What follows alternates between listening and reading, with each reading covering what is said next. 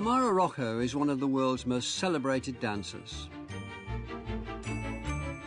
She began her career in her native Spain before moving to Britain, where she became a principal dancer with Scottish National Ballet, English National Ballet and the Royal Ballet in London. Tamara has been repeatedly recognised for her artistic excellence, winning a cluster of awards and starring in productions with some of the most prestigious ballet companies in the world. She's mastered all the great classics, as well as newer roles by leading contemporary choreographers. Most recently, she's taken on her biggest challenge to date as artistic director of English National Ballet.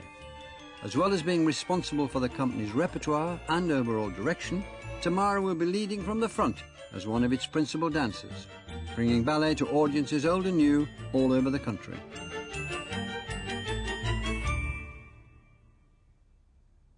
You've said that you were never the best dancer in the world, but you were the most bloody minded. Yeah, probably. Yeah. What is it, if I might ask, that you decided will not make you the best ballerina, not enable you to be the best ballerina in the world? Well, I wasn't the most flexible, I wasn't the most powerful, I didn't have the biggest jump. My proportions were the longest, I wasn't the thinnest. There were lots of things that... Surprising you got on stage at all, were you? Yeah, I know. Yeah. And you consciously realised that, did you, and took it into account? Yes, I was very aware. I was told many times I would never be a ballerina. I didn't have the perfect physique. But I wasn't going to let it stop me in terms of I wasn't going to give up.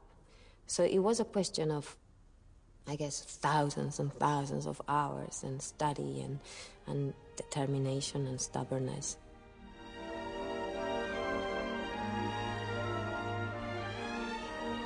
The thing about Tamara is that she works so hard, you know, and I never know anybody who works as hard as her.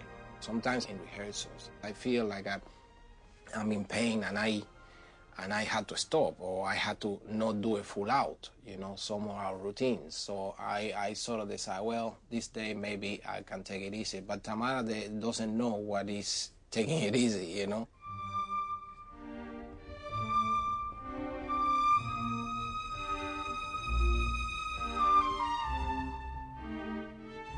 If you really work and you are committed 100% like she is, you basically can do anything you want and achieve anything you want with your body, and until the point eventually that you could become one of the greatest ballerina, you know, in the world.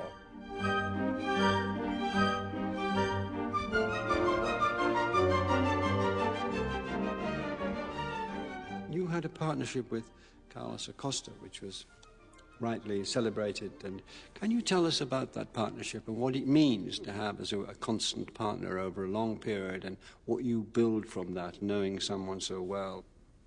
I think what you build is trust, and trust to a level that actually you can trust very few people, because... Why can you trust very few people? Because what you share on the stage is of such honesty that even sometimes when you are dating somebody, you wouldn't be that honest. You know, you want to be attractive, and you know. This goes beyond. You are naked on the stage. There is no hiding.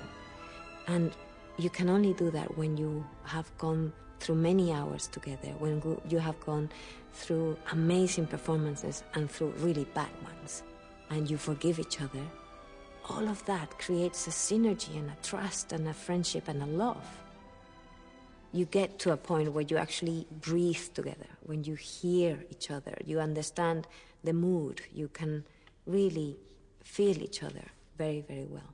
But when you're talking about trust, many people think, well, that means I'm not frightened if he's going to hoist me, or I'm not frightened if it... But it goes beyond that, doesn't it?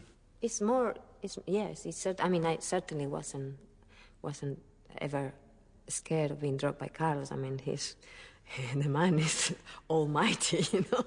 It's like it's enormous. There's power in that body. It's actually quite wonderful to touch, really. but it is, yeah, it's emotional trust. It's trust to take things that little bit further. It's trust to fall in love, really, really fall in love on stage, and know that next day we're going to be able to look at each other and not feel embarrassed.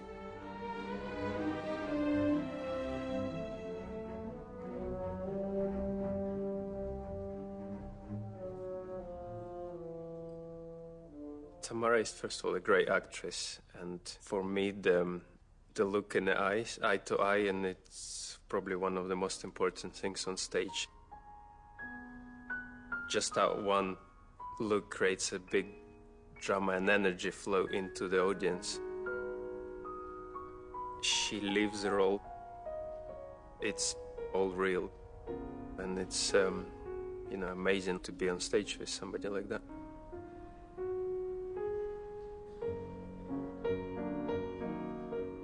Your dancing has been described as a pure emotion. What do you feel about the emotion that you put into a part? Do you draw on your own feelings, past and present, for the emotions you're portraying as Manon, say? Because there's some fierce parts you've been in. I do, and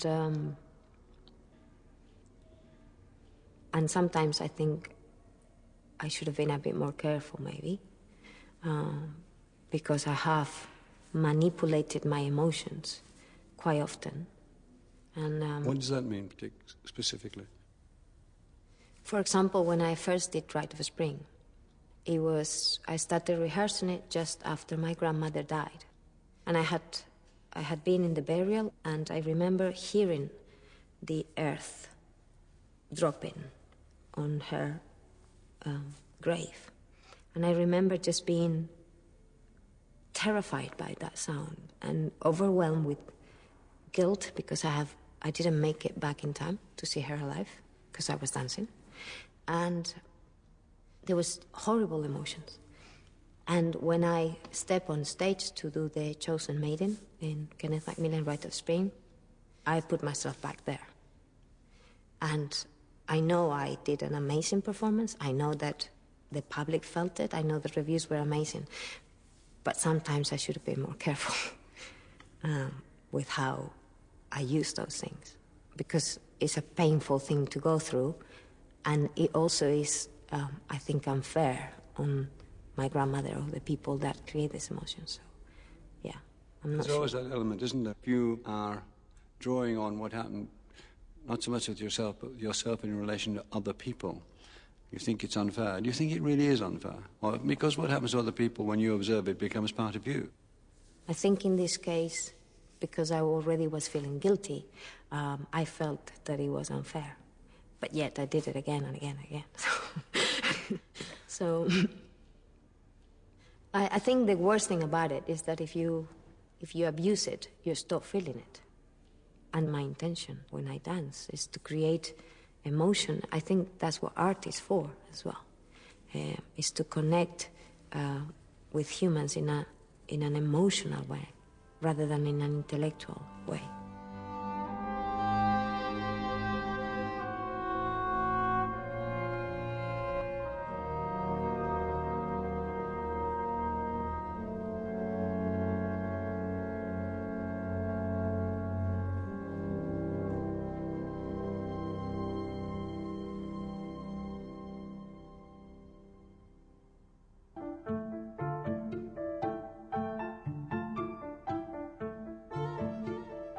This is a tutu base. This is the core part of a tutu costume. It's quite a complicated technical thing to create. We have a basque here, which fastens at the back with hooks and bars so that they can get in and out of it. And it's based on a pair of knickers. Once you know that they fit, then you take them apart and start adding the frilled layers. Inside here, there's a channel with a steel hoop in, and that's what holds it out. And then there's all these individual, what we call swing catches, that are sort of a loose, open stitch, which create a kind of articulated effect to hold all the layers together so that the end result is something that sticks out like that.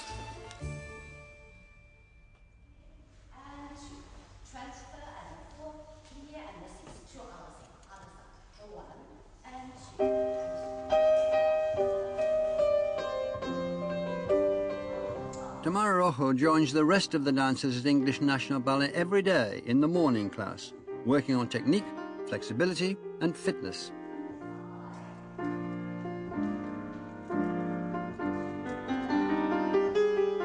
One of the biggest challenges she faces in her new position is finding a balance between her role as a dancer and that of an artistic director. I find the hardest thing is that I'm in class and I'm looking at the dancers and I'm assessing what they're doing and I want to help and I want to give them corrections, but when I'm in class I'm just another dancer. It is for the ballet mistress or for the teacher to do that. Sometimes I can't help myself. I just go, put your stomach in or whatever. But it is difficult, and if there are problems, if there are things that worry me, I find it really difficult to concentrate usually. But, you know, it's a question of getting used to it. Usually I finish my rehearsal hours by 2:30, which means I'm not rehearsing to the levels I'm used to. So I come at 8 a.m. to try and compensate and work on things. That's how I try and make sure that, as well as doing class and rehearsals, I do a little bit extra to keep in the optimal shape that I have to be.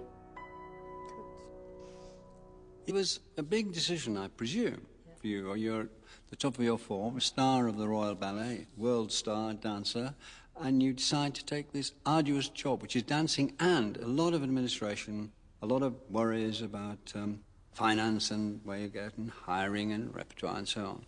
It's a big leap. Why? Is there any one reason why you took it? It felt right. It felt like the right thing to do and the right moment to do it. I knew who I was as a ballerina. I wasn't going to suddenly be discovered, or I wasn't going to be partnered by the next Nureyev and have a career until my 60s. That's not me. So I had achieved more than I ever thought I would. I have danced more than I ever imagined I could with amazing people. I was satisfied, personally. What repertoire are you going to introduce here, then? You almost, as it were, inherit a repertoire, don't you? You are the English National Ballet, you tour, and you are expected to turn up in Stoke or Manchester with some of the classics. And then what? What else? Have you got your own strategy? I do. I mean, it's, to a certain extent, my job is the job of a curator. I have to care for the collection, make sure that it's presented properly, and then I have to invest in new artists. And that's exactly what I'm going to do.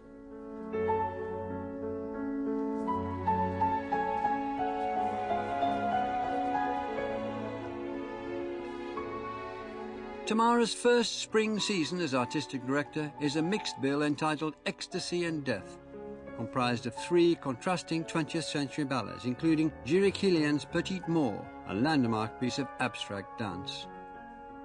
Make sure that you take her a little bit higher, yes? Really on the shoulder blade here. And if you hang, just hang a little bit more. That's the idea, yes? You look away from him. You look to your right. That's right. Continue, continue. Plié. And then from here, you whip. That's the idea. Yeah. Petite Mort is a really specific piece. It's like poetry.